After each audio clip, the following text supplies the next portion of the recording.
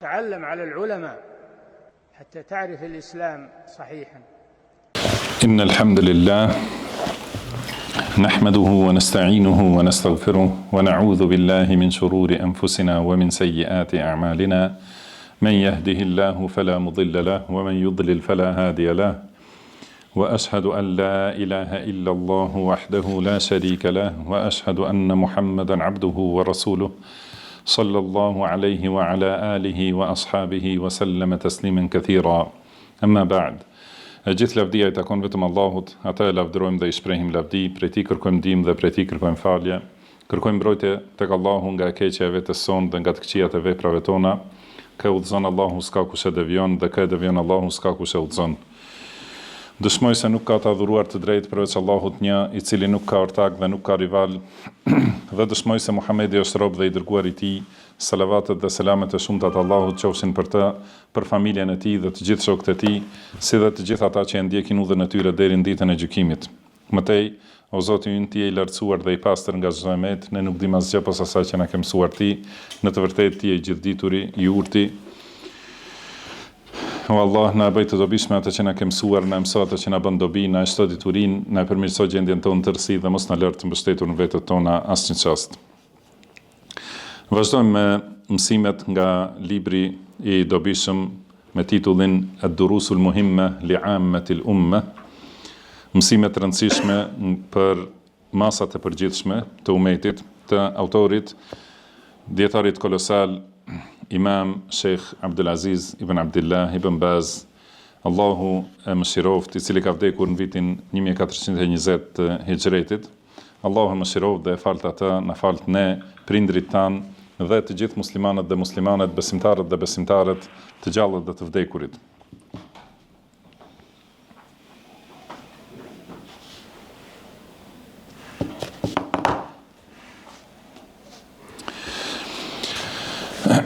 Kemi arritur deri te mësimi I 15 I librit, në të cilin thot autori rahimahullah, ad-darsul khamis ashar, at-tahalli bil akhlaq al mashru'ati li kulli muslim. Pra, ky mësimi 15 është për zbukurimin ose stolisja e besimtarit me moralet që janë të ligjshme në shariatin ton, dhe kjo për secilin musliman. Siç e dim, libri ka të bëjë me mësime themelore të fesë islame që duhet t'i di secili musliman, dhe janë mësime që duhet t'i di, do thot, secili, edhe ai që e mëson fen, edhe ai që nuk është I specializuar për mësimin e fesë. Do të thënë secili musliman që e ka obligim t'i zbatoj ligjet e fesë, e ka obligim t'i mësoj këto mësime. Dhe feja jon madhështore, feja Allahut subhanahu wa ta'ala, të cilën ja ka zbritur Allahu I lartësuar pejgamberit sallallahu alaihi wasallam, është fe e përsosur, që I përfshin të gjitha aspektet e përmirësimit të robit.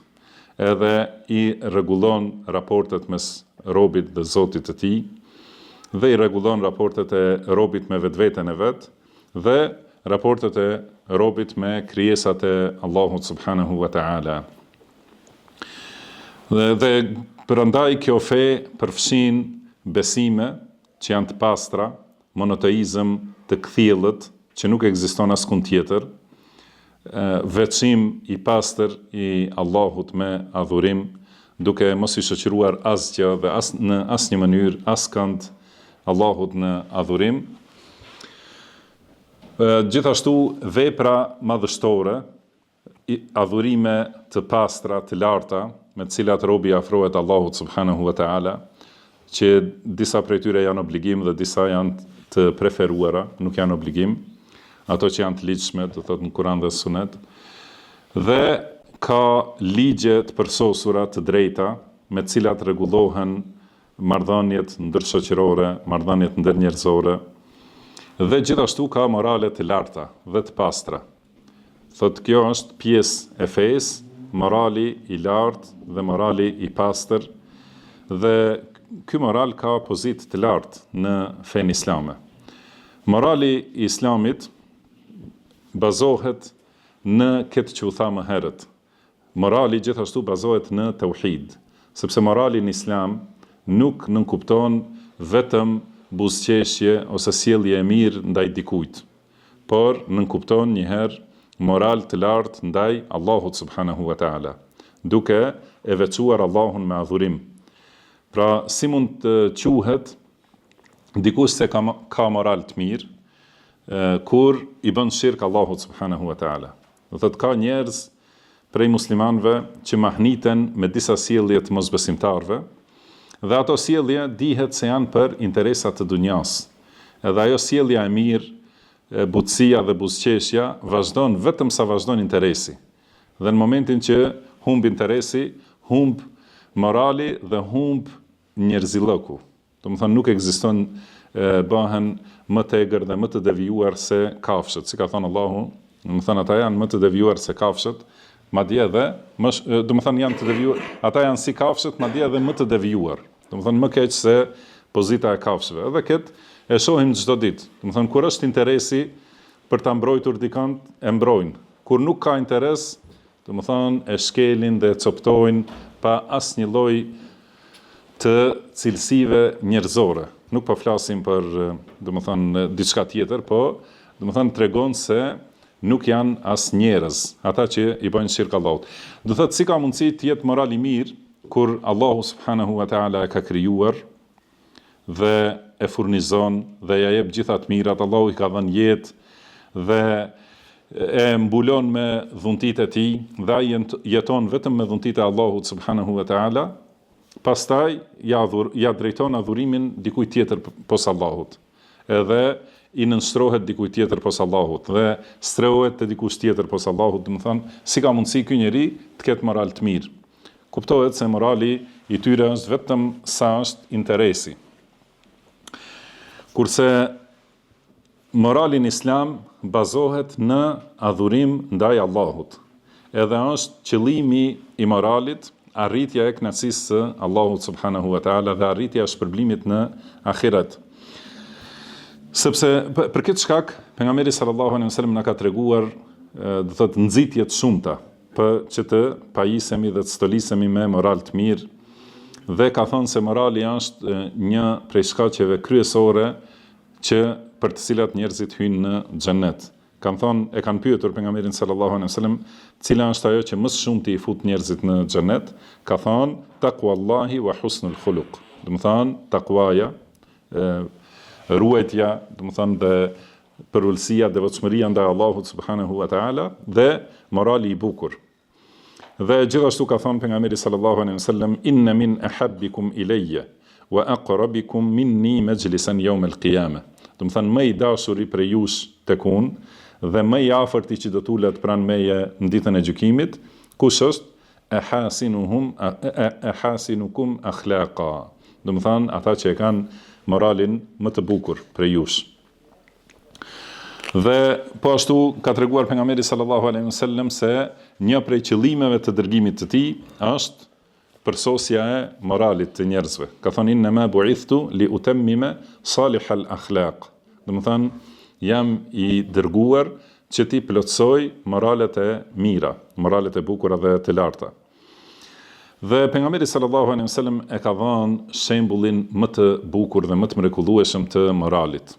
Dhe ai ka qenë, do thotë, njeriu me moralin më të lartë, me sjelljen më të bukur, me edukatën më të përsosur, dhe askush nuk ka mund t'i gjejë ndonjë mangësi në moral ose në sjellje, as prej besimtarve, as prej munafikëve dhe as prej mosbesimtarve.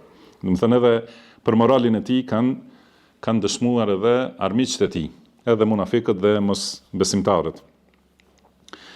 Dhe Allahu subhanahu wa taala, Zoti i tij, do të thënë ka përshkruar me moral të lartë. Ka thënë wa innaka la ala khuluqin azim. Do të thënë ti je me moral madhështor. Dhe ky moral madhështor është feja e tij. Prandaj na ka thënë Allahu subhanahu wa ta'ala, laqad kana lakum fi rasulillahi uswatun hasana liman kana yarju Allaha wal yawmal akhir wa dhakara Allaha kathira. Do të thënë ju tek i dërguari i Allahut sallallahu alaihi wasallam e keni shembullin më të bukur për secilin që shpreson në takimin me Allahun dhe shpreson në shpërblimin e ditës së gjykimit dhe secilin që e përmend Allahun shumë. Morali, do thot në Islam, është temë shumë e gjerë, edhe e përfshin gjithë fenë. Edhe te fjala innaka la'ala khuluqin azim, do të thënë ti je në moral të lartë.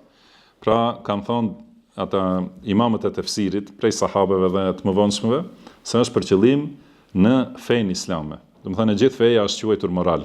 Do të thënë fillimisht moral ndaj Allahut subhanahu wa taala, krijuesit dhe furnizuesit, sunduesit ton, ai që na mban në jetë, ai që do të na dërgoj vdekjen dhe tek ai do të kthehemi subhanahu wa taala. Kuptohet se kjo është thelbi dhe çështja më e rëndësishme e moralit. Dhe pastaj morali ndaj krijesave të Allahut subhanahu wa taala. Do thotë morali më i bukur edhe morali më i rëndësishëm është tauhidi, veçimi i Allahut me adhurim. Pastaj sjellja ndaj njerëzve dhe edukata dhe morali me krijesat është gjithashtu për të arritur kënaqësinë e Allahut. Edhe në këtë gjithashtu përfshihet tauhidi. Dhe Allahu subhanahu wa taala i ka treguar besimtarët se e kanë moralin e mirë dhe i bëjnë veprat e mira për çka? Vetëm për të arritur kënaqësinë e Allahut dhe nuk kërkojnë shpërblim prej krijesave, por e kërkojnë shpërblimin vetëm nga Allahu subhanahu wa taala. Madje nuk kërkojnë as falënderim nga krijesat. Ka thonë Allahu se këta njerëz të mirë, ka thonë wa yut'imuna at-ta'ama ala hubbihi miskinan wa yatiman wa asira. Do të thonë japin ushqim edhe pse u duhet atyre dhe duan, do të thonë kanë nevojë për të. U japin jetimave, të varfërve dhe të robruarve. Dhe u thonë innama nut'imukum liwajhi Allah. Do të thonë ju japim ushqim, ju ushqim vetëm për fytyrën e Allahut.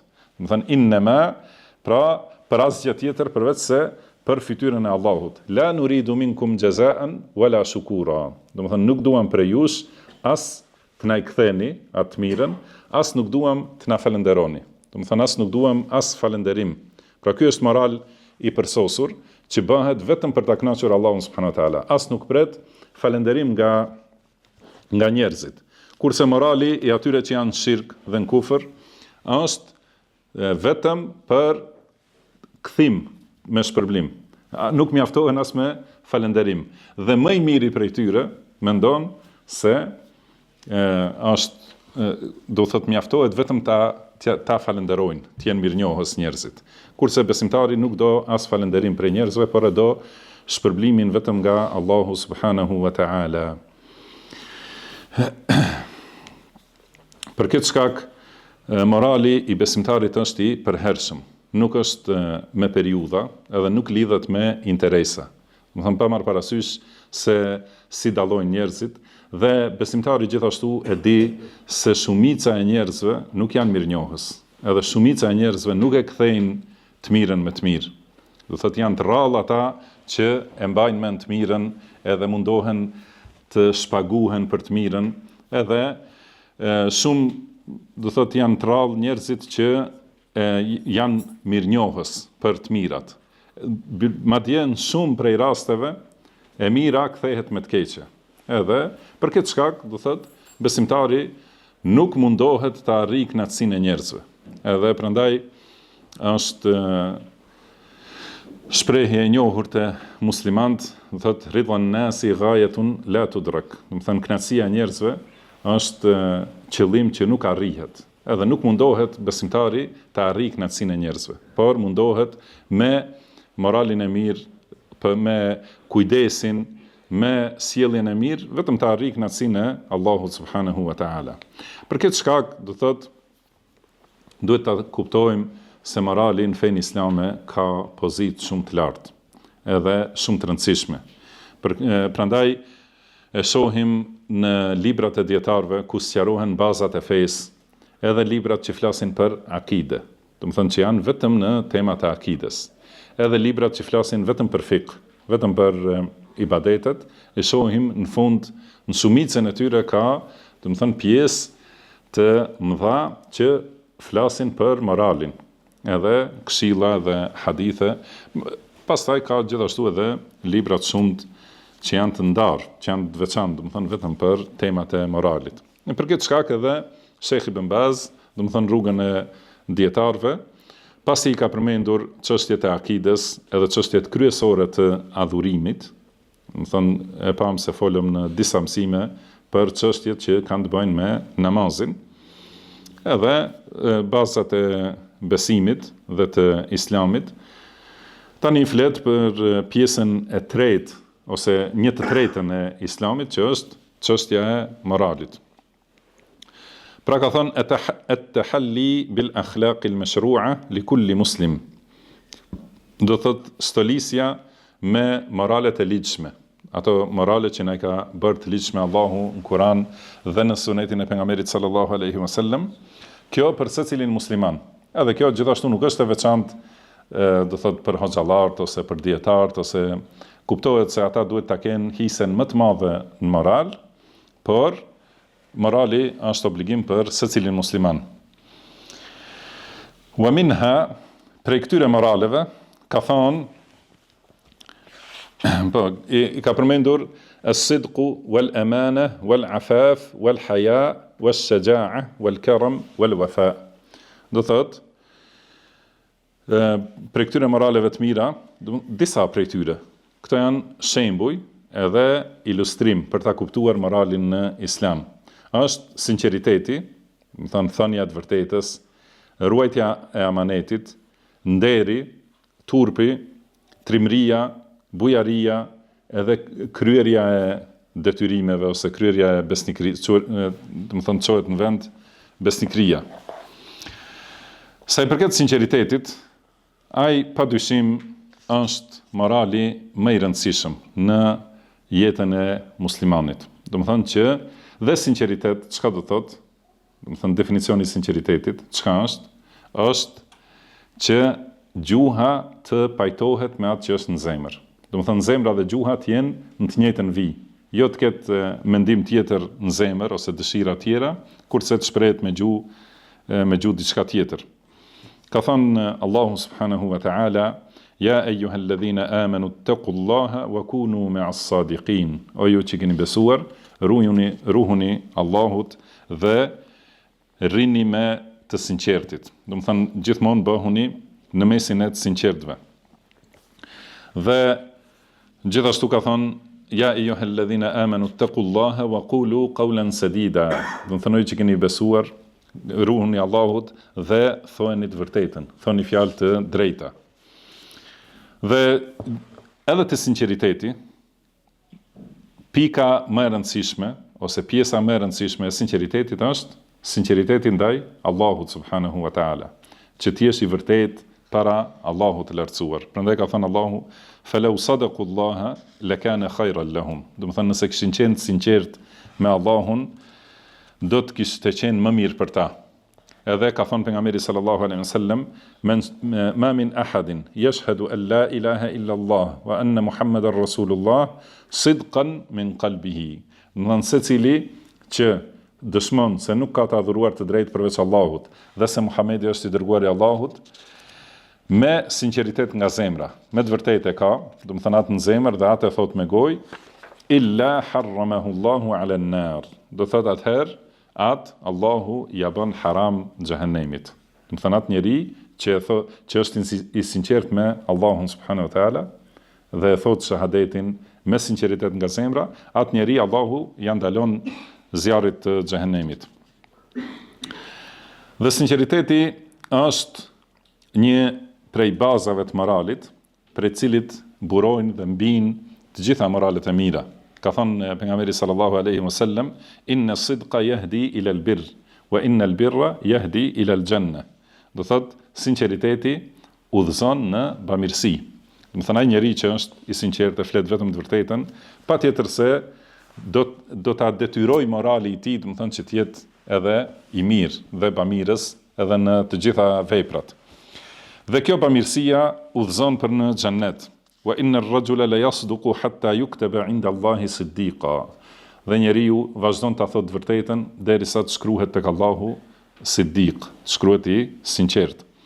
Wa innal kadhiba yahdi ila al-fujur, kurse gënjeshtra çon në shfrenim dhe në turpe dhe në vepra, domethënë nga më të këqijat, gënjeshtra. Dhe këto vepra të këqija çojnë në xhehenem.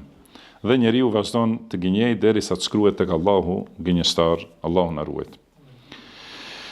Prandaj është obligimi muslimanit fillim që të pajiset me këtë çështje, edhe të mundohet mos thot asgjë përveç se të vërtetës. Pa marrë parasysh se në cilën situatë dhe në cilën gjendje është, se siç kanë thënë ose është pjesë e hadithit, do thotë thuje të vërtetën edhe kur mendon se ajo do të shkatërrojë, sepse ajo të shpëton. Edhe largohu prej gënjeshtrës edhe kur mendon se ajo do të shpëtojë, sepse gënjeshtra të shkatron, ose si është kuptimi. Dhe padyshim se kjo është prej çështjeve të para për cilat ka thirrur pejgamberi sallallahu alaihi wasallam. Edhe është prej punëve të para që i kanë dëgjuar njerëzit nga pejgamberi sallallahu alaihi wasallam. Kur e ka pyetur Hirakli Ebu Sufjanin radhiyallahu anhu për realitetin e pejgamberit sallallahu alaihi wasallam, ka pyetur shumë pyetje dhe një prej tyre ka thënë madha ya'murukum, do të thonë çka ju urdhron ky, do thotë për çka ju thret. Edhe kuptohet Ebu Sufjani në atë kohë nuk ka qenë besimtar, nuk ka qenë pasues i pejgamberit sallallahu alaihi wasallam dhe nuk ka hyrë që t'i mësoj detajet e fesë, por i ka përmendur ato që çdo herë i dëgjon. Do të thonë ato që janë vazhdimisht të dukshme nga thirrja e pejgamberit sallallahu alaihi wasallam. Dhe i ka thënë ya'muruna an na'budu Allaha wahda. Do të thonë na urdhëron që ta adhurojmë vetëm Allahun një.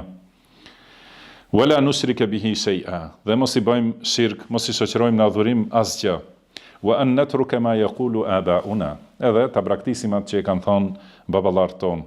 Wa ya'muruna bis salati was sidqi wal afafi was sila. Dhe na urdhëron për namaz, do të thonë ta falim namazin, të lutemi Allahut, na urdhëron për sinqeritet, për nder dhe mbajtje të lidhjeve familjare. Do thotë kjo tregon bazat e thirrjes së pejgamberit sallallahu alaihi wasallam. Prandaj ai njeriu që është i sinqert me të vërtetën se cilën çështje dhe pika e parë, do të thënë i sinqert me Allahun. Shikoni si ka thënë pejgamberi sallallahu alaihi wasallam. Kush e kërkon shahidllëkun me sinqeritet, ai do të thënë Allahu do ta çojë në pozitën e shahidave edhe nëse vdes në shtratin e tij. Thotë Allahu nuk ka mundësi ta gënjej dikush. Ka mundësi dikush i bën veprat që janë të dukshme te njerëzit, sikur e kërkon shahidllëkun, mirë po, e përmendëm te hadithi tjetër që atij i thuhet ti gënjeve, ti ke luftuar që të thuhet trim. Kurse ai që është i sinqert me Allahun, edhe nëse është në shtratin e tij dhe nuk i bën këto shkaqe të dukshme të shahidllëkut, por me të vërtetë e ka, atëherë e arrin pozitën e shahidave. Ka thënë, pra men sa'ala Allah ash-shahadata bi sidqin, do të thonë kush ja kërkon Allahut shahidllëkun me sinqeritet, ballaghahu Allahu manazil ash-shuhada wa in mata ala firashihi. Dhe Allahu e ngre dhe ja mundson të më thënë të arrijë pozitën e shahidave edhe nëse vdes në shtratin e tij. Madje me qenë i sinqert dhe gjithmonë ta thosh të vërtetën, është në pozitë më të lartë se shahidat. Do të thënë, si te hadithi më herët që tham, vazhdon njeriu gjithmonë të jetë i sinqert saqë shkruhet tek Allahu Siddiq, dhe Siddiq është më shumë se sa shahid. Për këtë shkak, kur flasim për udhëzimin edhe gjetjen e të vërtetës, atëherë krahasojeni me çështjen e shahidllëkut. Ai njeri që me të vërtetë i lutet Allahut, me sinqeritet e do udhëzimin dhe kërkon prej Allahut që të jetë i udhëzuar, padyshim se Allahu do t'ia japë udhëzimin. Ai njeri që me të vërtetë me sinqeritet i lutet Allahut që t'ia përmirësoj moralin, t'ia përmirësoj gjendjen, patjetër se Allah do t'ia japë atë. Dhe çdo gjë që i kërkon njeriu me të vërtetë Allahut. Dhe jo vetëm do thotë ka që njerëzit bëjnë lutje, i bëjnë syefaqe Allahut. Do të thonë sikur të dalë i arsjetun për Allahu subhanahu wa taala. Mirë po, nuk ka mundësi ta arrijë këtë njeriu, por duhet të arrijë, do të thënë, që t'i drejtohet Allahut vetëm me sinqeritet. Pastaj moralin tjetër që e ka përmendur është amaneti, ose ruajtja e amanetit, ose kryerja e amanetit besnikërisë. Edhe amaneti është gjithashtu, e gjithë feja është amanet. Edhe fejnë, Allahu ja ka ngarkuar njerëzve si amanet. Se çka është definicioni i amanetit? Është kur i lë dikujt diçka dhe e braktis, do të thënë nuk e mbikëqyr. Do të thënë kësaj thuhet amanet. Kur i jep dikujt diçka të truje dhe nuk merresh me ta. Do të thënë atëherë ai e ka këtë amanet. Dhe feja është në këtë mënyrë. Do të thënë që Allahu ua ka lënë njerëzve, kuptohet se Allahu i mbikëqyr, mirë po nuk i detyron. Do të thënë puna është se nuk i ka bërë Allahu detyruar që mos mund të dalin prej binarëve, do të thënë të fesë, por i ka lënë të lirë. Ja ka dhënë amanetin dhe i ka lënë të lirë. Edhe atëherë njerëzit janë në 3 grupe lidhe me këtë amanet. Ka thënë Allahu, inna aradna al-amanata ala as-samawati wal-ardi wal-jibal. Do të thënë, ne ja ofruam amanetin qiejve, tokës dhe maleve, kodrave. Do të thënë këtyre krijesave të fuqishme, Allahu ua ka ofruar amanetin dhe thot fa abayna an yahmilnaha wa ashfaqna minha. Thot ata refuzuan ta bartin amanetin, nuk deshten edhe u friksuan prej këtij amaneti, se është amanet i rënd, wa hamalaha al-insan, edhe e barti njeriu. Innehu kana zaluman jahula, edhe njeriu është i padrejt dhe ignorant. Është i padrejt ndaj vetes vet dhe ignorant. Pastaj në lidhje me këtë amanet, Allahu ka treguar se njerëzit janë ndarë në 3 grupe. Prandaj ajeti në vazhdim thot ليعذب المنافقين والمنافقات والمشركين والمشركات ويتوب على المؤمنين والمؤمنات. Do të thonë që Allahu t'i dënoi munafikët dhe munafiket, mushrikët dhe mushriket dhe t'u afal dhe t'u pranoi pendimin besimtarëve dhe besimtareve. Wa kana Allahu ghafurar rahima. Dhe Allahu është falës dhe mëshirues. Do thotë, pra në lidhje me këtë amanet ka 3 grupe. Një grup që shtiret sikur e bart amanetin, por në realitet, do të thënë nuk e ka me sinqeritet nga zemra dhe është munafik. Një grup që nuk e bartin amanetin, edhe e shkelin, haptazi, që janë mosbesimtarët, mushrikët, dhe një grup të cilët e zbatojnë me të vërtetë, në brendësi dhe në të dukshmen. Edhe ata janë besimtarë dhe atyre Allahu subhanahu wa taala u afal dhe i mëshiron. Pastaj pjesa amanetit është gjithashtu ruajtja e të drejtave të njerëzve. Njëherë edhe ruajtja e vetvetes, pra Allahu subhanahu wa taala ka thonë inna as-sam'a wal basara wal fuada kullu ulaika kana anhu mas'ula. Do të thonë dëgjimi, shikimi edhe zemra, mendimet, për të gjitha këto njeriu do të pyetet. Pra të gjitha këto janë amanet. Edhe njeriu duhet ti ruaj. Do të thënë ta ruaj këtë amanetin e shikimit nga harami, ta ruaj amanetin e dëgjimit nga harami, ta ruaj zemrën nga mendimet e këqija, nga devijimet, nga dyshimet, bidatet, shirku e kështu me radhë. Dhe se për të gjitha këto do të pyetet. Gjithashtu amanet janë edhe familja, bashkëshortja, edhe fëmijët, se ka thonë pejgamberi sallallahu alaihi wasallam kullukum ra'in wa kullukum mas'ulun an ra'iyatihi. Do të thënë të gjithë jeni barinj dhe secili bari do të pyetet për kopen e vet. Edhe ka thonë burri është bari në shtëpinë e vet, edhe do të pyetet për atë kopen. Do të pyetet, do të thënë për gruan, do të pyetet për fëmijët dhe për ata që i ka pasur në përgjegjësinë e tij dhe kujdestarinë e tij. A ka kryer edukimin e tyre, ka kryer kujdesin për ta e kështu me radhë. Dhe pra në këtë kuptim ka thënë Allahu subhanahu wa taala ya ayyuhalladhina amanu la takhunu Allaha war rasula wa takhunu amanatikum wa antum ta'lamun. Do të thonë ju që keni besuar, mos e tradhtoni Allahun dhe të dërguarin e tij, duke i tradhtuar amanetet, ndërkohë që ju i dini. Dhe vazhdon wa'lamu annama amwalukum wa auladukum fitna. Pra dijeni se pasuritë dhe fëmijët tuaj janë sprovë për ju. Do të thonë ky është amanet që Allahu e ka sjell për njerëzit si test. Do të thonë është test pasuria edhe fëmijët për kryerjen e amanetit ose dikush, do të thonë e tradhton edhe nuk e çon vend amanetin.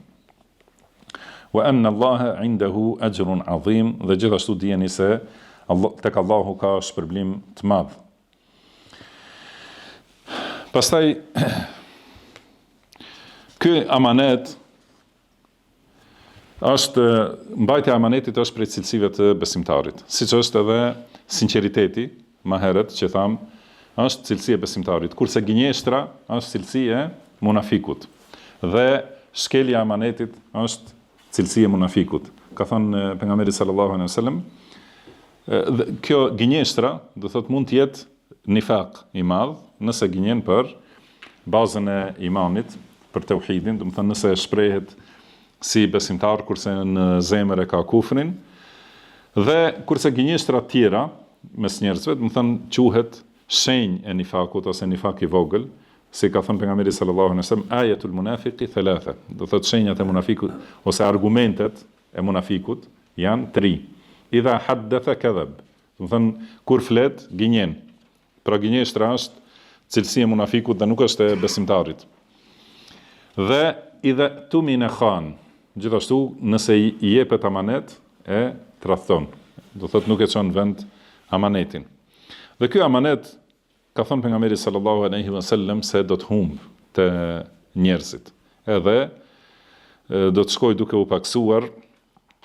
Ka thënë do të flej yanamu ar-rajulu an-nawma fatuqbadu al-amanatu min qalbihi. Do të thonë njeriu do të flej një gjumë edhe i largohet amaneti nga zemra. Pse i largohet?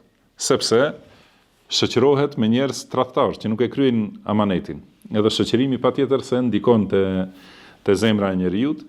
Ka mundësi që njeriu është besnik edhe kujdeset për amanetin, mirë po duke qenë i pakujdesshëm në zgjedhjen e shoqërisë, edhe duke e pa gjithmonë humbjen e amanetit e kështu, ngadal, do të thonë i humb atij, i hiqet.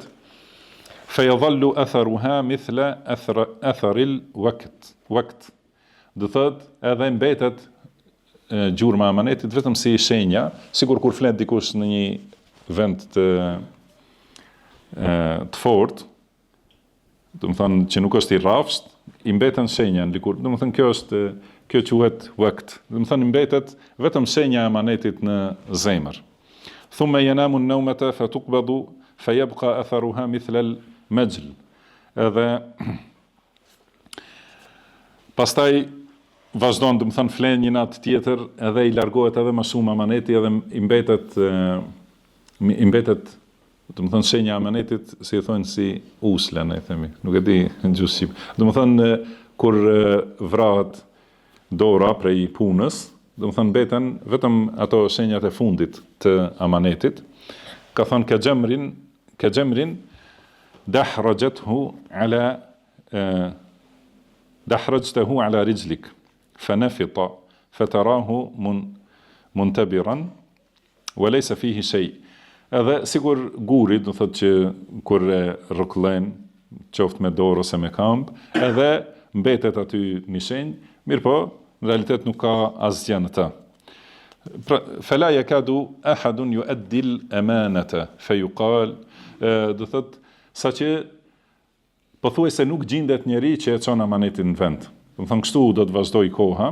Qëllimi është se duke humbur amaneti, edhe mbetet shumë i rrallë, edhe thot fayuqal inna fi bani fulan rajulan aminan.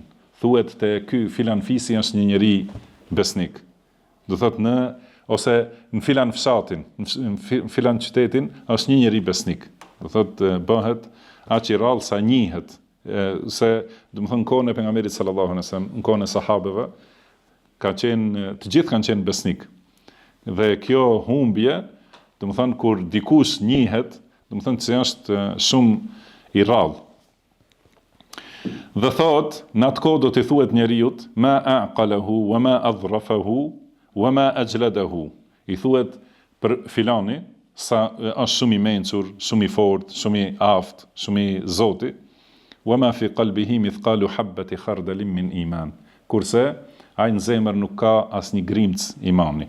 Do të thënë quhet se është shumë i shkathtë, shumë i aftë, shumë i fortë, shumë i mençur, por në realitet mençuria e tij është, do të thënë, që e ka shkatruar realitet. Ka thënë pejgamberi sallallahu alaihi wasallam për amanetin dhe lidhjet familjare, ka thënë tursalu al-amanatu war-rahim. Do thotë amaneti dhe lidhjet familjare lëshohen fataqumani jambetay sirat, yaminan wa shimala, edhe ato që ndrojnë në të dy anët e siratit. Do të thënë e kërkojnë hakun. Do të thënë shkelja e amanetit, do thotë edhe gjatë kalimit të siratit, do thotë vjen amaneti edhe vjen familja, do thotë ruajtja e familjes, edhe e kërkojnë hakun e vet. Edhe që do të thonë se njeriu ose e ka vështirë ose nuk do të mund ta kalojë siratin, do thotë nëse u ka borxh amanetit dhe familjes. Pastaj cilësinë tjetër që e ka përmendur autori rahimahullah është al-afaf, do thot nderi ose ndershmëria, ruajtja e nderit. Dhe afaf ose iffe, do thot nder, është do thot largimi prej gjërave të ose prej, si më thon, prej shenjtërive të njeriu, do të thon ato që i ka të shtrenjta dhe të ruajtura njeriu, mahram që quhet, do të thon diçka që është haram të preket. Do të thon largimi prej gjërave të ndaluara që janë te muslimanët, siç është gjaku, nderi dhe pasuria. Do thot që njeriu mos e shkel gjakun ose nderin e dikujt ose pasurinë e dikujt. Do të thon kjo është ruajtja e nderit. Dhe ruajtja e gjuhës prej nderit njerëzve, duke mos përdorur, do thot ato që janë të ulta, siç është shpifja, bartja e fjalëve, përgojimi, gënjeshtra, përqeshja, tallja, do thot, janë të kundërta me nderin.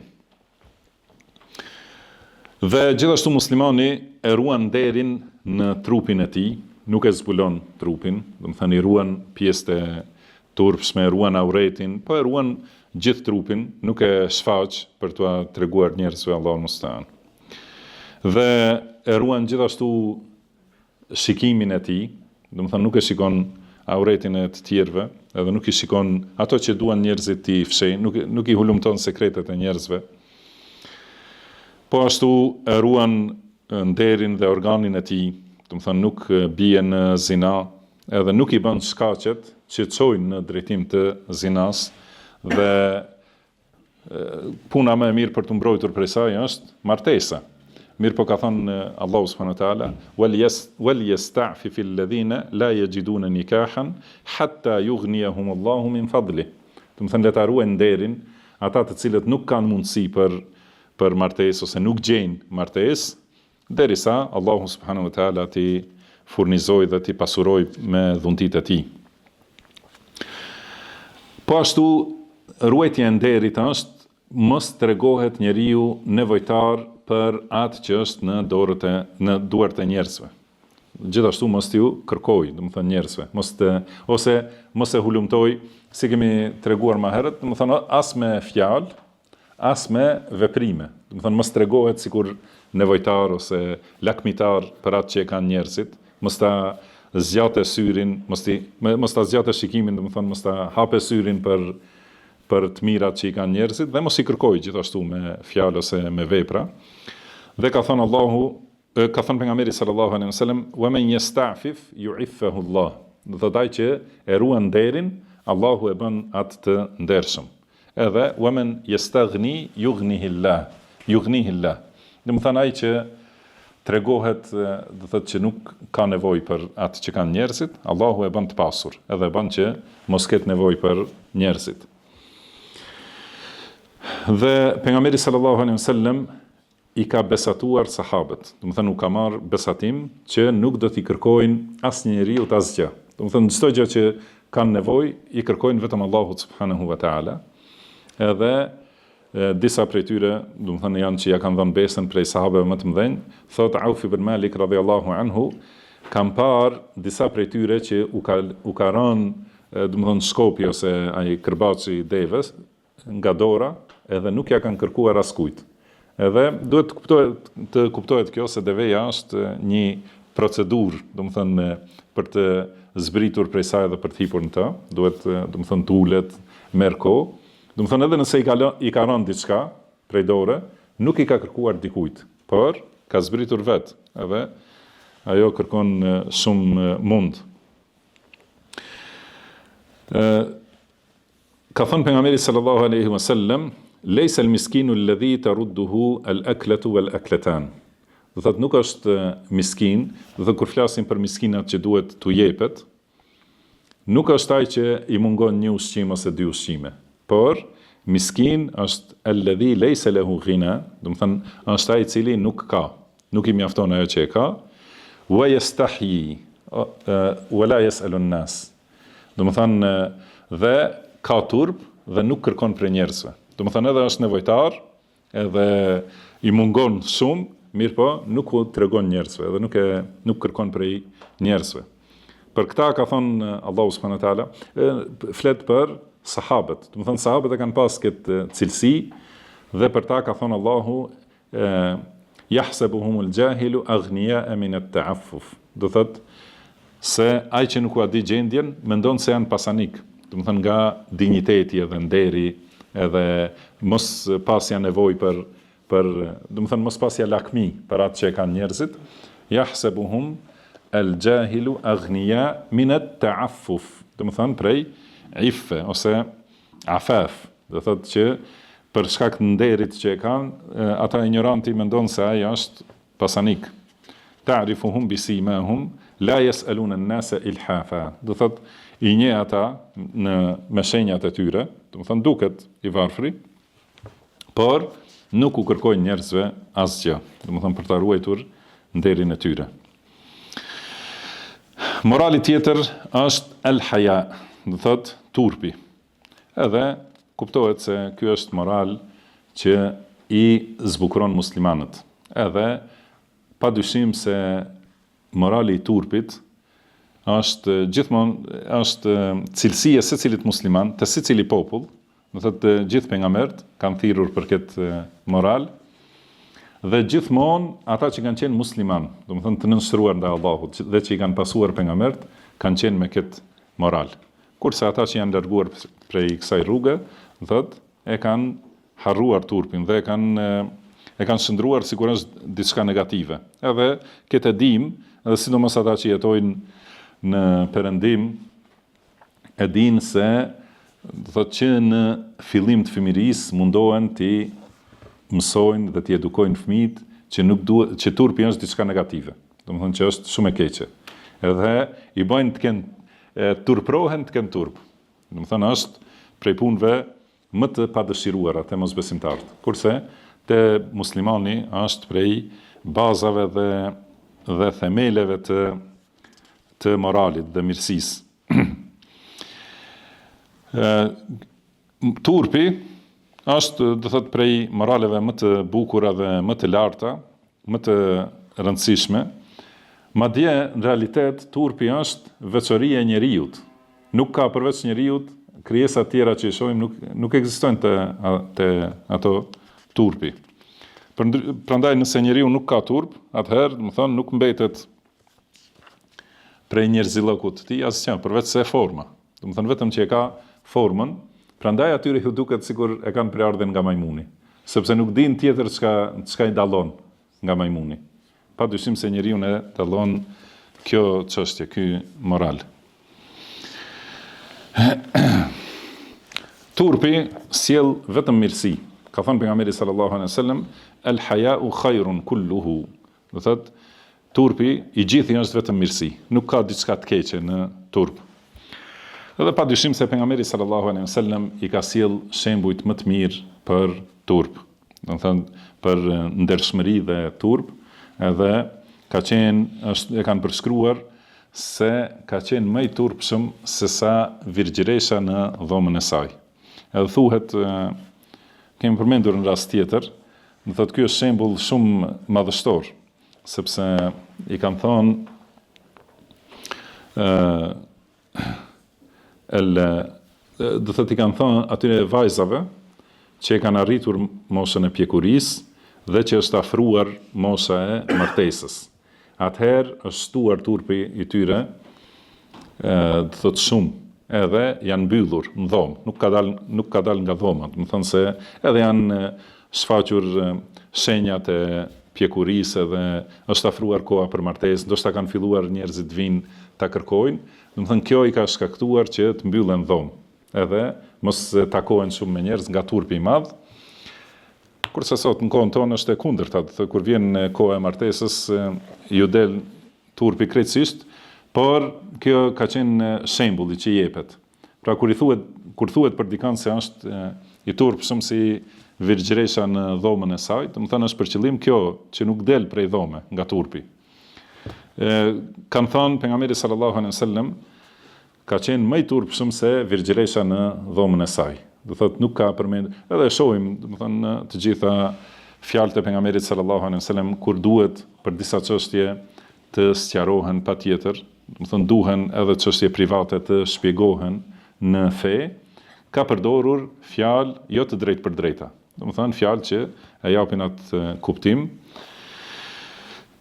Dhe po ashtu pejgamberi sallallahu alaihi wasallam është përmendur që asnjëherë nuk ka prekur dora e tij dorë të ndonjë gruaje, që nuk i lejohet. Do të thënë përveç atyre që i ka pasur mahrem ose gratë e tij me nikah. Përndryshe, kur kanë ardhur për besatim gratë që tregojnë se janë besimtare, e ka zgjatur dorën, por pejgamberi sallallahu alaihi wasallam ka thënë la usafihun nisa. Do të thënë unë nuk ju flas grave për dorë. Edhe shikimi i tij ka qenë i ulur. Do thotë i ka sjell shembujt më të bukur për ruajtjen e këtij morali. Edhe ai është shembulltyra ynë sallallahu alaihi wasallam. Pastaj ky moral ka qenë morali i gjithë pejgamberëve. Pra kjo çështje nuk është prej atyre çështjeve që abrogohen në fe nga një pejgamber në një tjetër. Do të thonë secili pejgamber ka thirrur për këtë moral, edhe njerëz që e kanë pasuar atë fe të atij pejgamberi, do të thonë e kanë ruajtur çështjen e moralit. Madje thon dietarët, edhe ata që e kanë ndryshuar fenë e pejgamberëve, do thotë kanë nxjerr tjetër fe, këtë çështje nuk e kanë ndryshuar. Do të thonë në secilën fe turpi është diçka pozitiv dhe i lëvduar. Por ata që kanë praktikuar krejtësisht edhe fenë e devijuar, do të thonë ata e kanë anuluar turpin. Prandaj ka thënë pejgamberi sallallahu alaihi wasallam, inna mimma adraka an-nas min kalam an-nubuwwa al-ula, do thotë është një fjalë që ka ardhur te njerëzit që nga pejgamberllëku më i hershëm. Do të thonë që nga pejgamberët e parë, edhe secili pejgamber është kjo fjalë, idha lam tastahi fasna' ma shi't. Do të thonë nëse nuk turprohesh, atëherë bëj ç'të duash. Do të thonë nëse nuk turprohesh, nuk ka frena njeriu. Nëse nuk ka turp, do thotë nuk ka frena, edhe atëherë bëhet i ngjashëm me shtazët, sepse shtazët kur ka ndonjë interes kafsha për të ngrënë, për shembull, nuk i vjen turp që ta sulmojë atë çengjin e pafajshëm ose do thotë kjo është gjendja e botës sot. Do thonë nëse e shohin aty gazën të pambrojtur, nuk kanë turp ata prej dikujt që thonë ti heqim pikë këtu, ti çojmë atje, ti bëjmë kështu, ti vrasim edhe disa moslam, janë bërë më të ulët se sa kafshët. Tjetri moral për cilat na mëson kjo fe e madhrishme është morali i trimërisë. Gjithashtu, trimëria është moral shumë i rëndësishëm që ka bazën në zemër. Do të thonë në zemër njeriu duhet të jetë trim që mos i friksohet askujt për atë që është e vërtetë. Do të thonë ti friksohet vetëm Allahut subhanahu wa taala. Edhe ajo që është hak i Allahut, për këtë mos e pengoj frika nga askush. Trimëria buron nga njohja e Allahut. Domethënë kur njeriu i di emrat dhe cilësitë e Allahut, edhe ka mendim të mirë për Allahun subhanahu wa taala, atëherë i bëhet zemër trime, edhe nuk friksohet, mbështetet plotësisht te Allahu subhanahu wa taala. Por trimëria kur vendoset në vendin e vet, domethënë sjell mirësi dhe shpëtim. Nëse vendoset jo në vendin e vet, domethënë kur njeriu është trim ndaj atyre që nuk duhet të jetë trim, po duhet të jetë i butë, domethënë atëherë bëhet budallallok dhe shkatrim, edhe hyrje në punët e shkatrimit. Pra njeriu që e di ku duhet të jetë trim dhe kur duhet të jetë trim, domethënë atë trimëri e çon në moral të lartë, durim, qëndrueshmëri, dhe kurse kur nuk e di kur duhet të jetë trim, atëherë bie në nivelet më të ulta, edhe bën budallallaqe dhe shkatrim të vetvetes dhe të tjerëve. Ka thënë, pra Allah subhanahu wa taala i ka urdhëruar sahabët me urdhra, edhe ata kanë qenë, domethënë i kanë pranuar me sinqeritet, dhe në disa prej urdhrave është dashur trimëri, siç është urdhri i Allahut që besimtarit urdhroi për të mira dhe të ndalojë nga të këqijat, dhe që të jetë këshillues për secilin. Pra pejgamberi sallallahu alaihi wasallam, pastaj sahabët e tij i kanë sjellë shembujt më të bukur për trimëri, që e kanë thënë të vërtetën kudo që është dashur të thuhet, edhe kanë thënë, kanë urdhëruar për të mira, kanë ndaluar nga të këqijat, kanë këshilluar secilin që ka gabuar, pa marrë parasysh, domethënë në çfarë pozite dhe në çfarë gjendje, nuk janë friksuar për në fenë e Allahut qortimit të asnjë qortuesi. Edhe për këtë shkak edhe kanë luftuar në rrugën e Allahut, kanë bërë xhihad të saktë, edhe kanë luftuar për ngritjen e fjalës së Allahut subhanahu wa taala. Ka thënë Allahu, wa qatilu fi sabilillahi alladhina yuqatilunakum wala ta'tadu. Do të thënë luftoni në rrugën e Allahut ata që ju luftojnë, dhe mos i tejkaloni kufit. Do të thënë trimëria në vendin e caktuar, kur është armiku i fuqishëm dhe është duke sulmuar, atëherë bën trim. Kur dobësohet dhe shtypet, atëherë nuk është trimëri. Pra, irhamukallah. Nuk është atëherë trimëri me u tregu i fort ndaj fëmijëve edhe grave ose të lënduarve ose të robruarve. Do thotë, atë mund ta bëjë secili, nuk është veçori e trimërisë. Wala ta'tadu, do të thënë mos i tekaloni kufit, inna Allaha la yuhibbul mu'tadin. Allahu nuk i do ata që sulmojnë, do të thënë përtej kufive. Dhe prandaj Allahu i ka urdhëruar sahabët që të jenë të qëndrueshëm, të paluhatshëm në luftë, fathbutu wadhkurullaha kathiran la'allakum tuflihun. Do të thënë bëhuni të qëndrueshëm, qëndroni të paluhatshëm dhe përmendeni Allahun shumë që të shpëtoni. Gjithashtu edhe për trimëri, shembujt më të bukur i gjejmë te pejgamberi sallallahu alaihi wasallam, gjatë gjithë jetës së tij. Se ashtu si e ka urdhëruar Allahu, ka vepruar në secilën situatë, edhe kur ka qenë i fortë, edhe kur do të thënë i fortë ka qenë më në fund, mirë po edhe kur ka qenë i dobët, ka qenë trim edhe i paluhatshëm, po edhe pas kësaj fuqisë ndonjëherë vjen dobësia. Edhe këto janë sprova nga Allahu subhanahu wa taala që të tregohet rruga e njëjtë e besimtarit. Jo, do të thënë mos e ndryshoj besimtarin nuk e ndryshojnë asnjëherë rrethonat. Do të thënë nuk e ndryshon pasuria dhe varfëria, që të jetë i ndershëm dhe bujar. Edhe nuk e ndryshon fuqia ose dobësia që të jetë trim, edhe të jetë i paluhatshëm. Do të pa marr parasysh, pra pejgamberi sallallahu alaihi wasallam në luftën e Hunenit. Luftën e Hunenit çka ndodhi? Allahu i sprovoi besimtarët, pasi menduan se dhe thanë la ghaliba lana al-yawm, do të thonë sot nuk mund të na mundë askush, duke e pasur parasysh se kanë fituar në situata kur kanë qenë shumë më pak në numër edhe shumë të dobët, kurse në luftën e Hunenit e panë se është numri i madh i besimtarëve, dhe Allahu i sprovoi që nuk u përforcoi zemrat. Edhe atëherë ikën shumica. Edhe pejgamberi sallallahu alaihi wasallam u zbulu para armikut. Mbeti, do të thonë, me shumë pak njerëz, dhe në këtë gjendje ka qenë në mushk, do të thonë nuk ka qenë kal për që të jetë në pozitë fort, por e ka nxitur muskën dhe ka shku përpara drejt armikut, edhe ka thonë ana nabiyyu la kadhib, ana ibn Abdul Muttalib. Do të thonë unë jam profeti, nuk ka gënjeshtër. Do të thonë unë jam, pra e ka legjitimuar veten para gjithë njerëzve. Unë jam pejgamberi.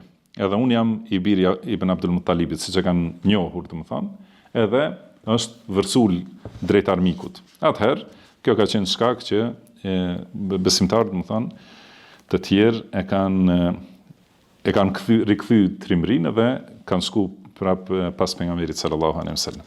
Do të thonë pasi kanë qenë në mbrojtje të pejgamberit sallallahu alaihi wasallam, shumica janë larguar, edhe ka mbetur i ekspozuar pejgamberi sallallahu alaihi wasallam. Mirë, po kjo nuk e ka tërhequr dhe nuk e ka bërë të friksohet. Madje në secilën luftë kanë thonë sahabët idha hamiya al-watis, do të thonë kur është skuqur lufta, do të thonë kur është bërë më e vështirë, atëherë jemi mbrojtur pas pejgamberit sallallahu alaihi wasallam. Dhe pra e ka dhënë shembullin më të mirë në trimri, por trimri në vendin e duhur, në vendin kur kërkohet edhe është e lëvduar. Jo, si thamë, trimria që sjell budallallëk edhe padrejtësi. Për këtë shkak ka thënë pejgamberi sallallahu alaihi wasallam se trimi më i madh është ai që është trim ndaj vetes vet, ndaj epsheve të veta, edhe ndaj zemrimit vet që i mban. Ka thënë leysa ash-shadidu bis-sur'a, innama ash-shadidu alladhi yamliku nafsahu 'inda al-ghadab. Thotë nuk është i fortë ai që e rrezon tjetrin mundje. Do të thënë mu kap dy veta, nuk është i fortë ai që është i fortë në mundje, por i fortë, i fuqishëm është ai që e mban veten kur e kaplon zemrimi dhe nervoza. Prandaj ka thënë Imam Ibn al-Qayyim, fa inna ash-shuja'a munsharihu as-sadri, wasi'u al-bitan, muttasi'u al-qalb. Do thotë trimi e ka gjoksin e hapur, edhe ka zemrën e zgjeruar dhe të lehtë, edhe pa ngushtica. Kurse frikacaku është njeriu me zemrën më të ngushtë, me gjoksin më të ngushtë, edhe ai nuk ka asnjë lumturi, as gëzim, përveç gëzimit dhe kënaqësisë së llojit të kënaqësive të kafshëve. Domethënë vetëm çka sheh për interesave. Ai që është frikacak dhe është koprac,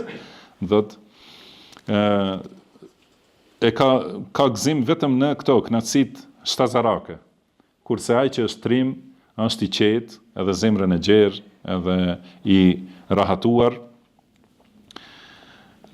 Kurse frikacaku thotë sa i përket gëzimit të shpirtit dhe kënaqësisë së shpirtit, për ta është, do të thënë, kënaqësia e shpirtit dhe lumturia e shpirtit është haram për secilin frikacak, siç është haram gjithashtu, ose i privohet secilit koprac. Edhe kopraci njëkohësisht është frikacak. Do të thënë se friksohet ta ndaj pasurinë nga malli i tij. Kurse trimi është njëkohësisht edhe bujar. Edhe bujaria vjen tani në tjetrin moral, do të thënë trimria e shpirtit është që njeriu të jetë trim të nxjerrë prej vetes, do të thënë pasurinë që ja ka dhënë Allahu subhanahu wa taala. Po, pra morali tjetër është bujaria, el-karam. Dhe bujaria do të thotë që njeriu të jap dhe të shpenzoj për atë që është e saktë dhe e mirë, për atë që me cilën e arrin kënaqësinë e Allahut. Si tham, innama nut'imukum liwajhi Allah, do të thonë ju japim ushqim vetëm për fytyrën e Allahut. La nuridu minkum jaza'an wala shukura. Pra nuk duam prej jush as shpërblim, as falënderim. Dhe bujari do të thotë edhe më shumë se sa veç dhënje e pasurisë, gjithashtu njeriu është kur është ndihmon për çdo të mirë me ato mundësi që i ka, me ndihmë fizike, me përkrahje morale, madje me këshilla, me dhënje të ndihmave financiare, do të thënë gjitha hyjnë në moralin e bujarisë. Dhe këto kur njeriu nuk friksohet se do të varfërohet. Do të thënë, pra mos mendoj njeriu se do të dëmtohet nga dhënia pasurisë ose nga dhënia e ndihmës. Se Allahu subhanahu wa taala ka thënë: "Wa ma tunfiqu min khairin fa inna Allaha bihi alim." Do të thonë çdo të mirë që e jepni, Allahu është i gjithdijshëm për të. Pra nuk humbte Allahu subhanahu wa taala. Dhe ka thënë pejgamberi sallallahu alaihi wasallam: "Ittaqun nara walau bi shiqqi tamra." Do të thonë ruhuni prej zjarrit të xhehenemit, qoftë edhe vetëm me një hurmë ose me një copë hurme. Do thotë që gjitha këto dhënje janë që njeriu ta shpëtojë veten e vet te Allahu subhanahu wa taala. Ka thënë Allahu: "Wa ma tunfiqu min khairin fali anfusikum." Do të thonë çdo të mirë që e jepni, ajo është për vetët tuaja. "Wa ma tunfiquna illa ibtigha'a wajhi Allah." Dhe ju, pra besimtari, duhet të japë vetëm për ta kërkuar fytyrën e Allahut subhanahu wa taala. "Wa ma tunfiqu min khairin yuwaffa ilaykum wa antum la tudhlamun." Dhe çdo të mirë që e jepni, ajo ju kthehet, pra ju jepet shpërblimi i plot për ta dhe nuk ju bëhet asnjë padrejtësi. Për këtë ka thënë pejgamberi sallallahu alaihi wasallam: "La hasada illa fi ithnatayn." Pra nuk ka hased, nuk ka zili përveç se në dy çështje. "Rajulun atahu Allahu malan fasallatahu ala halakatihi fil haqq." Do të thonë një njeri mund t'i keni zili dhe të mundoheni, do të thonë ta tejkaloni atë njeri të cilit Allahu i ka dhënë pasuri dhe ja ka mundsuar që këtë pasuri ta shpenzoj për në hak, do të thonë për aty ku e kënaq Allahun.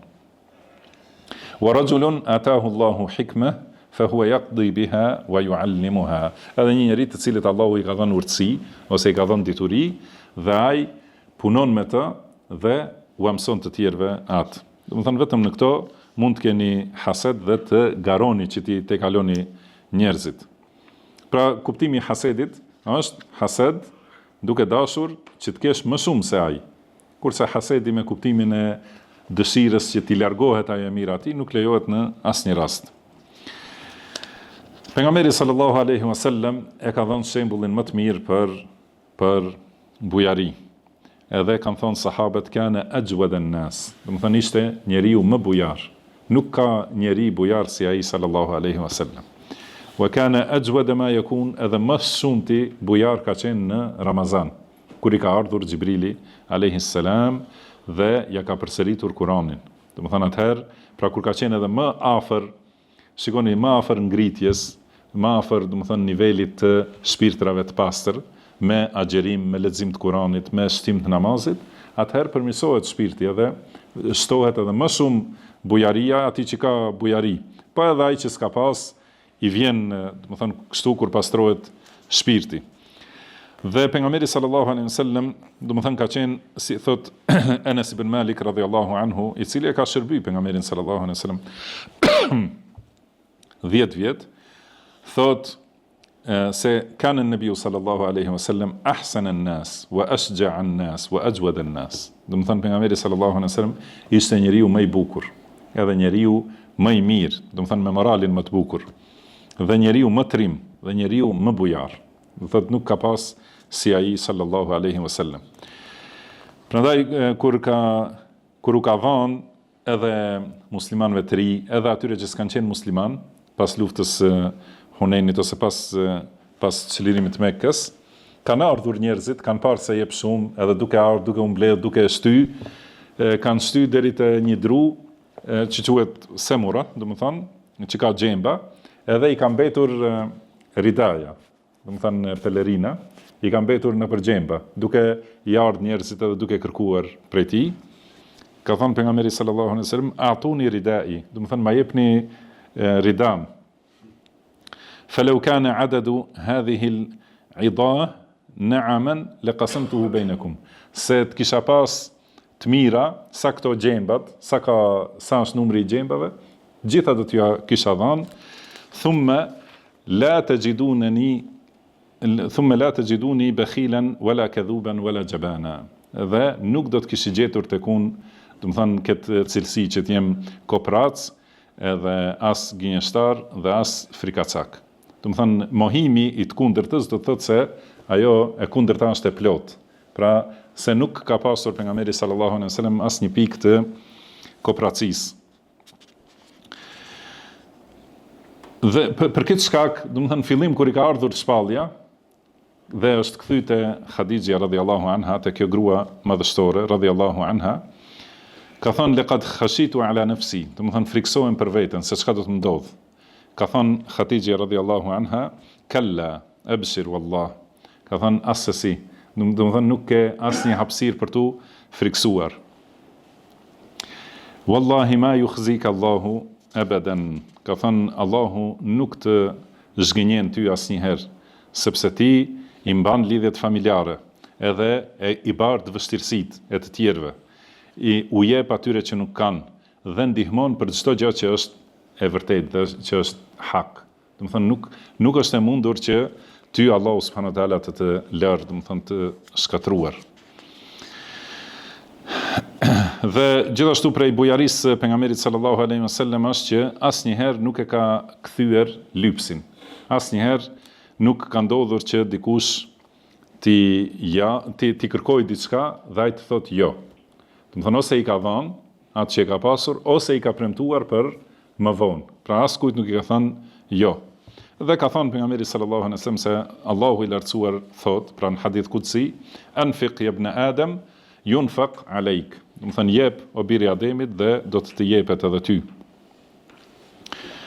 Dhe ka thënë pejgamberi sallallahu alaihi wasallam, do të thënë çdo ditë në mëngjes zbresin dy melaike, edhe thonë, njëri prej tyre thot, do të thënë lutet gjatë ditës, Allahumma a'ti munfiqan khalafa. O Allah, jepi atij që jepi zavendësim. Edhe tjetri thot, Allahumma a'ti mumsikan talafa. O Allah, jepi atij që shtrëngon, do të thënë, jepi shkatrim. Dhe gjithashtu, do të thënë sidomos në veçanti, dhënia ose kooperacia, pra, është prej harameve të mëdha, në ato çështje ku dhënia është obligim. Do të thënë aty ku e ka obligim njeriu t'jape, siç është zekati edhe çështje tjera. Dhe ka thënë pejgamberi sallallahu alaihi wasallam, ma naqasat sadaqatun min mal. Do të thënë asnjëherë sadakaja nuk e pakson pasurinë.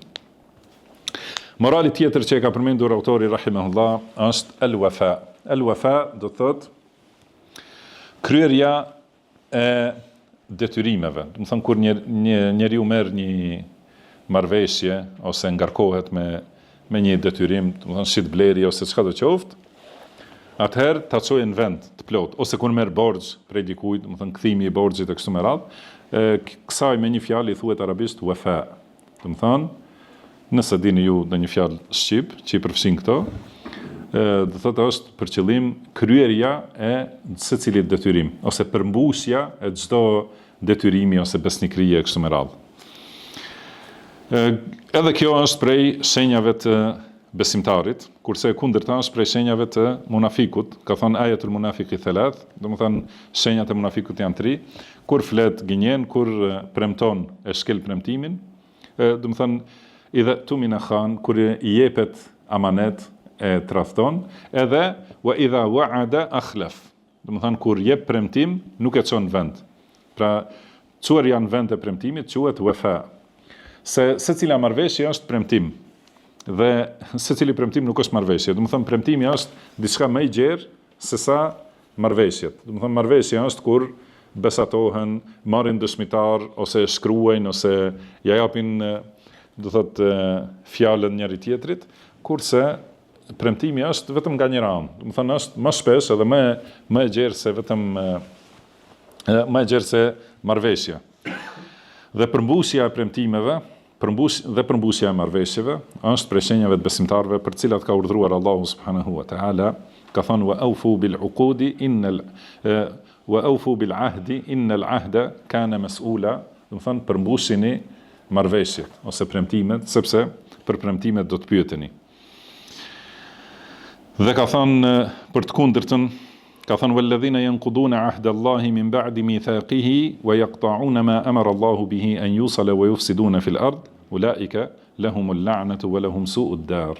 Do të thënë ata të cilët e shkelin premtimin e dhënë para Allahut pasi është përforcuar ai dhe i shkputin ato që Allahu ka urdhëruar të mbahen, do të thënë lidhjet familjare, dhe bëjnë prishjen tokë, atyre u takon mallkimi dhe atyre u takon vendbanimi i keq, pra xhehenemi. Ka thënë pejgamberi sallallahu alaihi wasallam li kulli ghadirin liwa'un yunsabu bi ghadratihi. Do të thonë secili tradhtar ose secili mos përmbushës, do thotë i jepet atij i ngrihet një flamur, që i thuhet flamuri i tradhtisë. Edhe e ka, do të thonë secili në ditën e gjykimit ka flamur të besnikërisë, edhe ka flamur të tradhtisë, edhe ka flamur të sinqeritetit dhe flamur të gënjeshtrës. Do të thonë secili që të dallohen njerëzit. Dhe gjithashtu ka thënë pejgamberi sallallahu alaihi wasallam la ghadira a'zamu ghadran min amiri 'amma. Do të thonë nuk ka tradhtar ose shkelës, do të thonë më të keq se prisi i përgjithshëm. Do të thonë ose që të tradhtohet, mos çohet në vend besa ndaj tij, ose që ai të tradhtoj popullin e tij dhe mos e përmbushat për cilën ja kanë dhënë besën. Dhe pejgamberi sallallahu alaihi wasallam ka bërë marrëveshje me mushrikët, me adhurues të idhujve, të cilët e kanë luftuar pejgamberin sallallahu alaihi wasallam, e kanë penguar thirrjen për tauhid dhe i kanë torturuar muslimanët.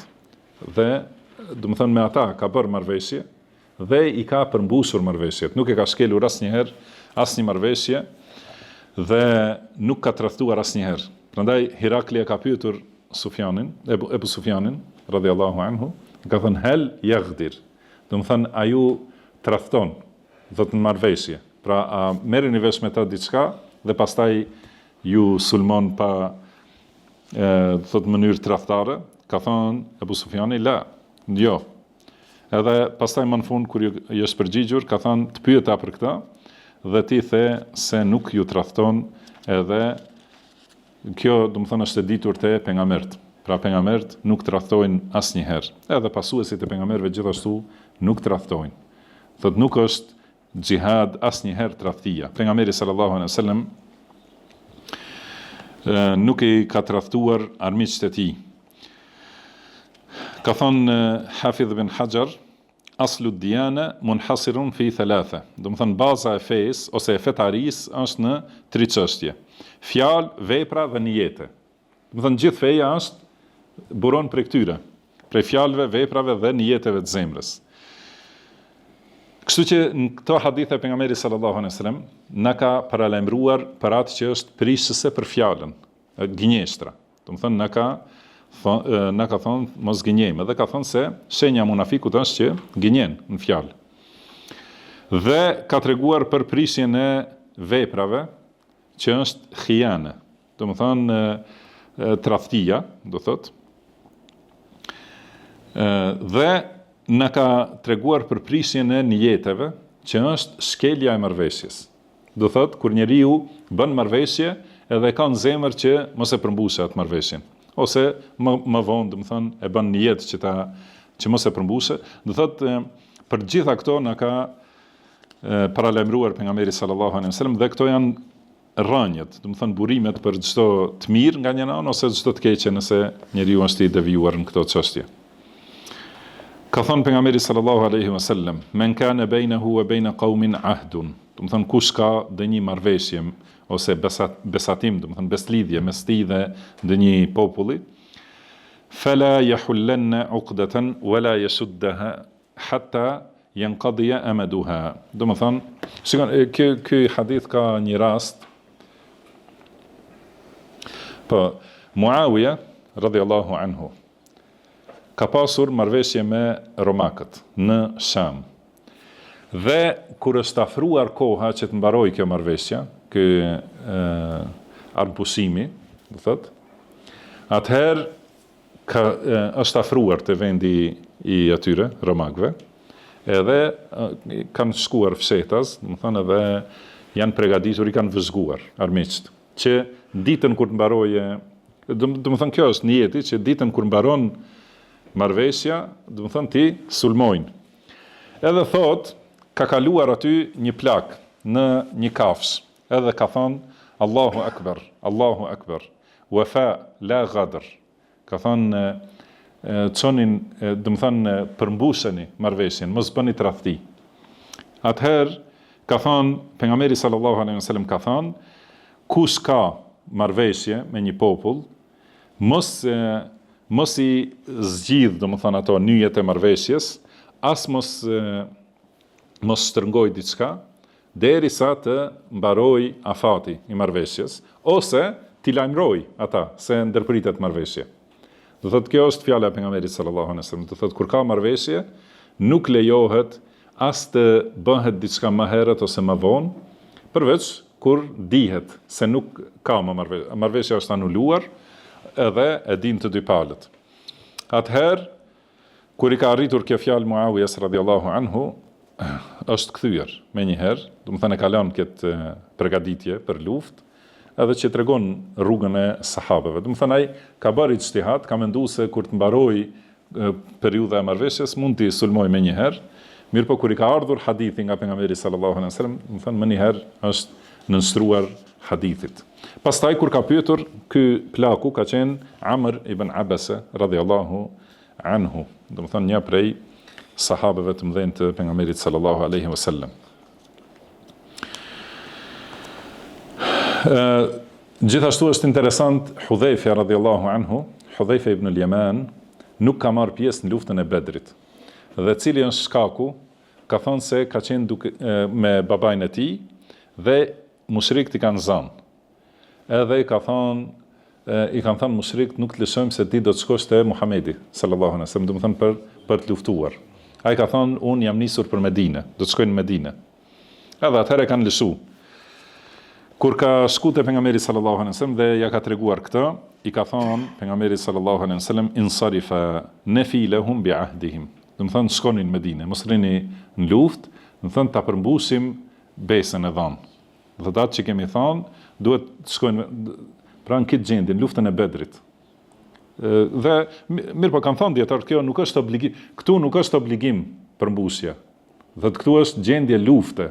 Mirë po megjithatë, pejgamberi sallallahu alaihi wasallam nuk ka dashur që të thuhet se pejgamberi me shokët e tij nuk i përmbusin marrëveshjet. Gjithashtu një qëndrim madhështor për përmbusje, plotësim të fjalës së dhënë, është marrëveshja e Hudejbijes. Kur në marrëveshjen e Hudejbijes, sahabët kanë ndjerë se janë të, me thonë, kushtimisht të poshtruar. Do thotë si kanë pas kushte të rënda që i kanë pranuar. Dhe duke e bërë marrëveshjen, ka ardhur një prej muslimanëve të Mekës, Ebu Gjendel, i cili ka qenë me prangë dhe me zinxhir, do të thënë i lidhur. Edhe ka ardhur te muslimanët, te pejgamberi sallallahu alaihi wasallam, kurse ai negociatori i mushrikëve, Suhejl ibn Amr, ka thënë ja Muhammed, awwalu ma uqadika alayhi an taruddahu ilay. Ka thënë tani çështja e parë që do ta shohim a e përmbush marrëveshjen, ose çështja e parë që do ta kërkojmë në bazë të marrëveshjes është ta kthesh këtë. Do të thënë këtë që ka ik nga tortura në këtë gjendje. Ka thënë pejgamberi sallallahu alaihi wasallam, inna lam naqd al-kitab ba'd. Do të thënë nuk e kemi nënshkruar. Pra ka qenë e papërfunduar marrëveshja. Nuk e kemi vulosur shkrimin. Ka thënë Suhejli, fa wallahi idhan lam usalihka ala shay'in. Atëherë nuk ka marrëveshje. Do të thënë nëse nuk e shohim se ke filluar ta zbatosh, do të thënë nuk ka marrëveshje. Ka thënë fa ajzihi li. Do të thënë lejo ma vetëm këtë. Ka thënë nuk ta lejoj. Atëherë ka thënë bela fefal. Do të thënë edhe një herë, kjo është si formë e lutjes, vetëm këtë baje. Do të thënë shikoni tani në këtë gjendje kur vjen një njeri i torturuar, që shihen shenjat se e kanë dënuar edhe kanë mbajtur lidhur, edhe ka ikur dhe nuk i ka hequr prangat, hala. Do të thënë nuk ka pas mundësi. Mirë po, për këtë shkak pejgamberi sallallahu alaihi wasallam e ka lutur atëherë dhe nuk ka pranuar. Atëherë ky Ebu Gjendel ka thënë, ja ma'shar al-muslimin, e uraddu ila al-mushrikin wa qad ji'tu musliman. Ka thënë, a do të më ktheni te mushrikët kurse unë erdha si musliman, do të thënë, a më ktheni te mushrikët. Ela tarawna ma qad laqit, do të thonë nuk e shihni se çka më ka ndodhur, do të thonë edhe çka kam vuajtur. Mirë po, i ka thënë pejgamberi sallallahu alaihi wasallam, ja Aba Jandal, isbir wahtasib. Do të thonë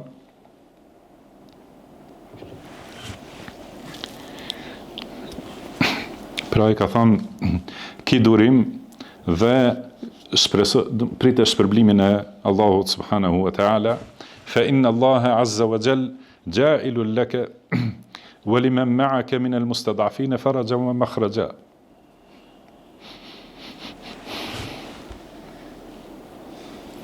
Sepse ka thënë Allahu do t'japë ty dhe atyre të dobtëve të tjerë ose të shtypurve të tjerë prej besimtarve, do t'ju sjell rrugdalje dhe shpëtim. Inna qad aqadna baynana wa bayna al-qawmi sulha, ka thënë se ne lidhëm me këta njerëz marrëveshje. Fa a'tainahum ala dhalik wa a'tawna alayhi ahda. Dhe ja kemi dhënë besën dhe ata na kanë dhënë besën për këtë marrëveshje. Wa inna lan naghdira bihim, dhe ne nuk e shkelim besën asnjëherë. Do të thonë ky është qëllimi i hadithit, se nuk ka pasur situatë në të cilën pejgamberi sallallahu alaihi wasallam do ta kishte arsyetuar shkeljen e besës ose shkeljen e premtimit të dhënë apo fjalës së dhënë sallallahu alaihi wasallam. Do thotë pse nuk e mbrojti këtë njeriu të cilin e kanë sulmuar mushrikët, adhuruesit e idhujve, nuk e mbrojti për shkak të marrëveshjes. Do thotë marrëveshje mes pejgamberit sallallahu alaihi wasallam dhe mushrikëve të Mekës, edhe pse ai ishte musliman dhe i dobët dhe i shkelur dhe i persekutuar. Por i ka thënë se Allahu subhanahu wa taala do t'japë ty edhe të tjerëve, se ka pas edhe të tjerë në Mekë që kanë qenë në këtë gjendje, do t'ju japë Allahu rrugdalje dhe shpëtim. Gjithashtu në këtë marrëveshje, do thotë ka thënë pejgamberi sallallahu alaihi wasallam, thotë kjo është marrëveshje mes Suhejl ibn Amrit dhe Muhamedit të dërguarit Allahut. Ai ka thënë, menjëherë ka kundërshtuar këtu. Ka thënë nëse ne kishim pranuar se ti i dërguari Allahut, nuk kish pas pse të bëjmë marrëveshje, do të thonë as nuk kishim luftuar. Atëherë pejgamberi sallallahu alaihi wasallam i ka thënë Aliut radhiyallahu anhu fshije. Ai ka thënë unë nuk mund ta fshi këtë fjalë. Atëherë pejgamberi sallallahu alaihi wasallam ka marrë me dorën e tij dhe e ka fshirë ai. Salavatet, selamet dhe bereqetet e Allahut qofshin për të.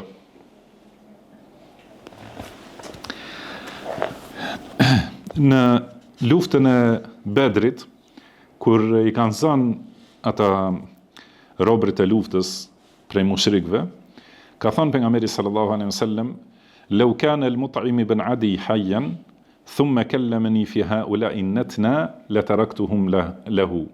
Do të thonë me pasien Mut'im ibn Adi gjallë dhe të më kishte thënë t'i liroj këta të fliqur, do të thonë se ata kanë qenë mushrikë që kanë ardhur për ta luftuar të dërguarin e Allahut, ka thënë do t'i kisha liruar për të.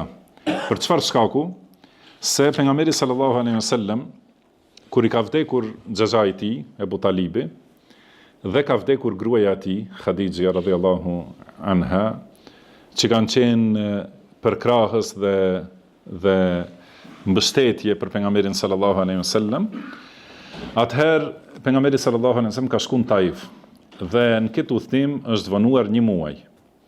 Dhe dihet se si e kanë refuzuar banorët e Taifit në atë kohë. Por kur është kthyer në Mekë, atëherë banorët do të thonë ajo paria e Mekës nuk e kanë pranuar, nuk e kanë lënë të hyjnë në Mekë. Do të thonë pasi ke dalë, nuk ka, do të thonë të kthehesh më në Mekë. Atëherë ka ardhur Mut'im ibn Adi, i cili ka qenë mushrik, edhe ka thonë, je në mbrojtjen time. Edhe kjo ka qenë shumë me rëndësi, do të thonë kur dikush ka deklaruar mbrojtje të dikujt, do të thonë prekja e tij, do thotë është prekje e atij mbrojtësit. Dhe atëherë ka hyrë pejgamberi sallallahu alaihi wasallam dhe nuk ja ka harruar asnjëherë të mirën. Do të thonë kjo është morali i wafa, përmbushje të mirës.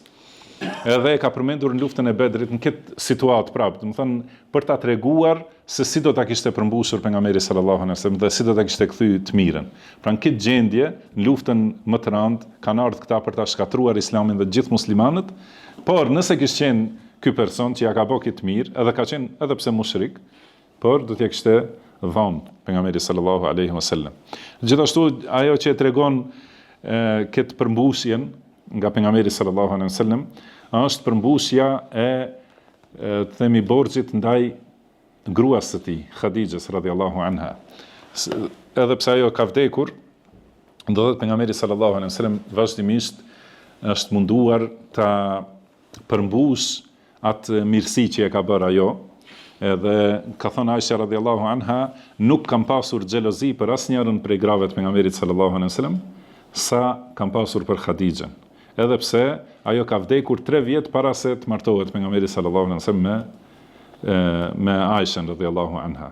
Do thotë edhe pse nuk e ka pasur artake, të njëjtën kohë ka pasur artake të tjera, por nuk ka pas xhelozi aq sa ka pas për sa kam pasur për Khadijën, se pejgamberi sallallahu alaihi wasallam vazhdimisht e ka përmendur, edhe çdo herë e ka lëvduar, do thotë edhe e ka përgëzuar pejgamberi sallallahu alaihi wasallam se i ka ardhur shpallja që ta përgëzoi për një shtëpi në xhennet. Dhe çdo herë kur pejgamberi sallallahu alaihi wasallam ka therrur në një kafsh, ka ndarë disa pjesë prej pjesëve më të mira, edhe u ka dërguar shoqeve të Khadijës radhiyallahu anha, do të thonë si përmbushje si me ia kthy borxhin Khadijës radhiyallahu anha. Dhe kur ka vepruar kështu i ka thënë Aisha radhiyallahu anha, ka'annahu lam yakun fi dunya imra'atun illa Khadija. Pra sigur nuk ka grua tjetër në botë përveç Khadijës radhiyallahu anha. Do të thonë kjo grua madhështore ka thënë pejgamberi sallallahu alaihi wasallam innaha kanat wa kanat, do të thonë ka filluar të thotë ajo ka qenë kështu, ka lëvduar, edhe ka thonë un kam do të thonë prej saj fëmijë. Pra këto janë besatimi ose besatimi më i rëndësishëm mes njerëzve është besatimi i martesës.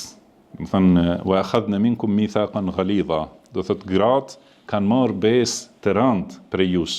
Edhe prandaj duhet ta përmbushni dhe të jeni, do të thënë, njerëz që janë besnik në këtë çështje. Po ashtu pejgamberi sallallahu alaihi wasallam ka përmbushur këtë besnikëri ndaj Ebu Bekrit radhiyallahu anhu, se ai e ka ndihmuar, do të thonë që në momentin e parë e ka përkrahur me pasuri, me trup, do të thonë në secilën situatë, për këtë shkak pejgamberi sallallahu alaihi wasallam çdo herë e ka përmendur edhe ja ka kthyer, do të thonë me atë që me gjitha ato që ka pasur mundësi ai sallallahu alaihi wasallam, edhe ka thonë se ka thonë njeriu që më shumë ti ka merit ndaj meje, me pasurinë dhe familjen e tij, është Ebu Bekri. Edhe ka thonë sikur të kisha pas Khalil prej njerëzve, do ta kisha bërë Ebu Bekrin Khalil, mirë po atë kam vetëm vlla në Islam dhe dashuria ndaj tij vazhdon, edhe ka thonë të mbyllen të gjitha dyert e xhamisë përveç derës së Ebu Bekrit, do të thonë që ka pasur derë për të hyrë direkt në xhami. Po ashtu edhe për ensart, pejgamberi sallallahu alaihi wasallam u ka ditur të mirën ensarve, edhe i ka përmendur, edhe ka thonë nëse ensart kishin qenë në një lugin dhe gjithë njerëzit tjetër kund, unë do të kisha shku te lugina e ensarve. Do të thonë do të kisha përkrahur ata, se pejgamberi sallallahu alaihi wasallam është i pasuar, dhe nuk është pasues, dhe është i ndjekur, nuk është ndjekës. Mirë po, do të thonë do të kishte dhënë përkrahje ensarve për shkak të mirës që ata ja kanë bërë pejgamberit sallallahu alaihi wasallam dhe muslimanëve në përgjithësi. Po ashtu prej kësaj besnikërie dhe përmbushjes besnikërisë është edhe ndaj Ebu Talibit, edhe pse ai ka vdekur në shirk dhe nuk del prej xhehenemit asnjëherë.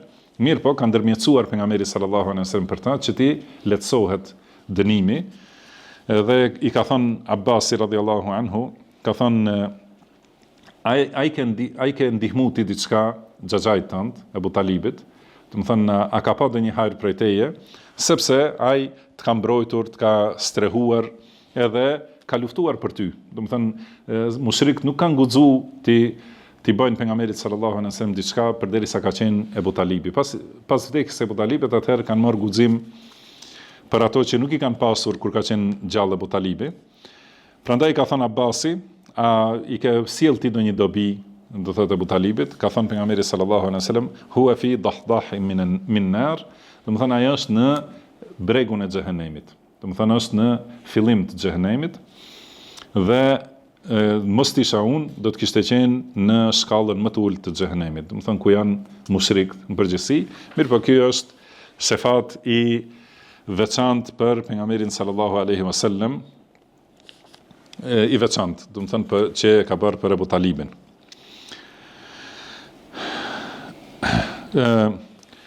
Gjithashtu tregohet se transmeton Abu Huraira radhiyallahu anhu se pejgamberi sallallahu alaihi wasallam ka pas borxh dikujt një deve një vjeçare. Pastaj kur ka ardhur ai borxhlia që ta marrë borxhin, nuk ka gjetur deve një vjeçare. Edhe kanë gjetur vetëm më të mëdha, do të thonë që janë më të vlefshme. Edhe ka thënë pejgamberi sallallahu alaihi wasallam jepjani. Do thotë nuk është brengosur për këtë dhe ka thënë inne khiyarakum ahsanukum qada'an. Do të thonë njerëzit më të mirë janë ata që më së miri e kthejnë borxhin.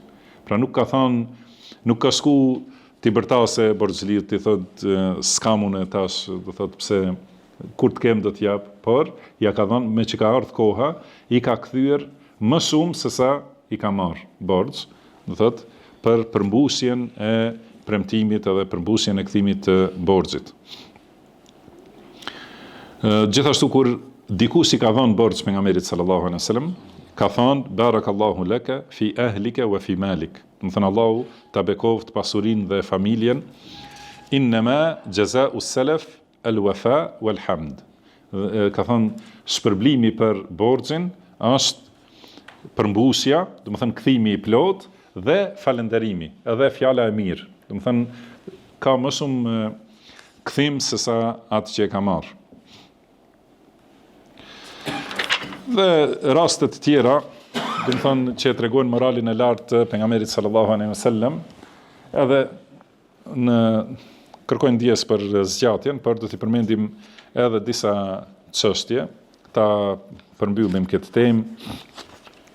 Në vazhdim ka thënë autori rahimahullah, tjetër prej moraleve të larta për cilat na ka urdhëruar Islami është an-nazaha an kulli ma harrama Allah. Do të thënë pastrimi edhe largësia nga çdo gjë që ka ndaluar Allahu subhanahu wa taala. Dhe për t'u pastruar në këtë mënyrë, njeriu duhet të largohet edhe nga gjërat e dyshimta. Ka thënë pejgamberi sallallahu alaihi wasallam el halalu bayyin wal haramu bayyin, do të thënë halali është i qartë, harami është i qartë, kurse mes tyre ka çështje të dyshimta.